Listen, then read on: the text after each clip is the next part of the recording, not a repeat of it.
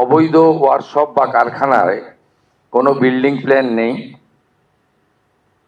Building plan নেই যেমন the basic norms of fire এবং ইলেকট্রিসিটি,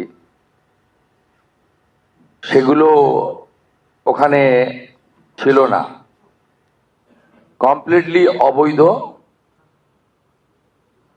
আমরা এই ঘটনার পরিপ্রেক্ষিতে কতগুলো অ্যাকশন নিয়েছি। তিলজলা পিএস এর কেস নম্বর 226, তাতে ওই অবৈধ কারখানার মালিক শেখ নাসির এবং শামীম মোহাম্মদ, তাদেরকে গ্রেপ্তার করা হয়েছে আজকে সকালে। আমরা বিদ্যুৎ সরবরাহকারী সংস্থাকে পার্মানেন্ট ইলেকট্রিক ডিসকানেকশন করার অর্ডার দিয়েছি এবং সিএসসি কে বিদ্যুৎ সচিবের মাধ্যমে জানানো হয়েছে যত এই ধরনের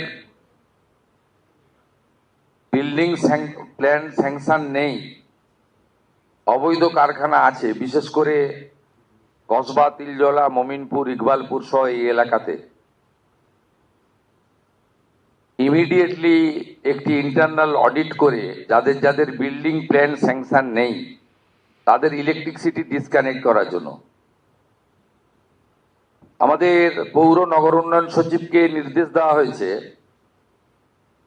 একদিনের মধ্যে ওই অবৈধ স্ট্রাকচার ভেঙে ফেলার জন্য কেএমসির উদ্যোগে, কলকাতা পুলিশের সাহায্য নিয়ে।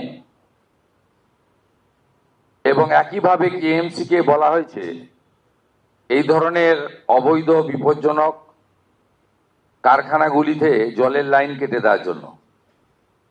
আমরা এতে জিরো টলারেন্সের নীতি নিচ্ছি। যারা সতর্ক হতে চান সতর্ক হয়ে যান, যারা বেআইনি কাজকর্ম করছেন তাদেরকেও আমরা সংশোধিত হতে এবং এই ধরনের কাজ থেকে বিরত থাকার জন্য কড়া নির্দেশিকা এবং পরামর্শ দিচ্ছি। Brought to you by কলকাতায় আর জেলায় জেলায়